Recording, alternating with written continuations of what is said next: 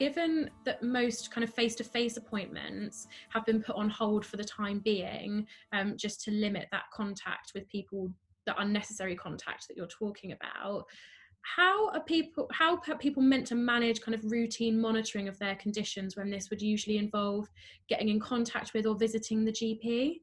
Yeah, that is really crucial. And some of my work with UCLP as well has been to try to encourage, primary care health services to ensure that we're not allowing long-term health conditions to fall by the wayside, because, maintaining good health, regardless of what's going on, is still important, because we don't want a situation where when the end of coronavirus comes, we then realize that people's long-term health conditions has also fallen by the wayside.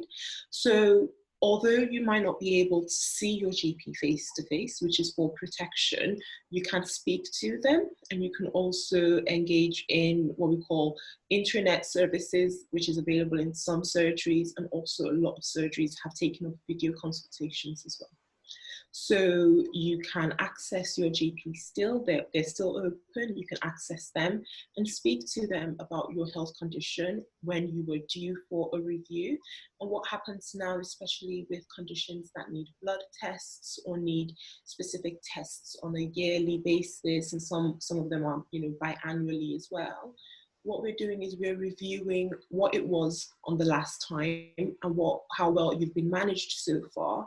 And then we're taking it on an individual basis to see what we can do going forward. But it is really important that if anyone is living with a long-term health condition, not to allow their regular reviews to fall to the side. Definitely pick up the phone, book a telephone consultation with your doctor and have a chat about it. Absolutely. Okay, that's great. Really helpful. Thank you. And I'm assuming as well that would mean if people are feeling like they're struggling with managing their health condition potentially, if you haven't got a routine appointment booked in, they can still call up their GP and ask for some time to discuss that with them. Absolutely. And I think a lot of the concerns that we've had so far, and that I've also had as a GP, is that people are not calling. They're not accessing the services, and your GPs are still working. They're still there. There's telephone consultations available. Face to face has reduced, but video consultations are available as well. And so if you do have any concerns, something that you'd have booked an appointment to go in for, then book a telephone chat or a video chat and speak to someone about it, definitely.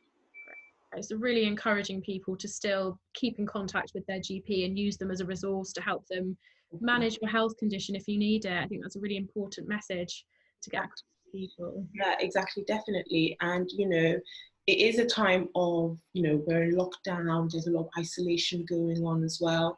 And definitely, especially when it comes to mental health, and, isolation is one of the things that actually causes a deterioration in mental health, especially when you're living with a long-term health condition. So definitely pick up the phone, speak to your GP, explain to them what's going on, what you're concerned about, and let them, see if there's a plan of action that they're able to provide you with.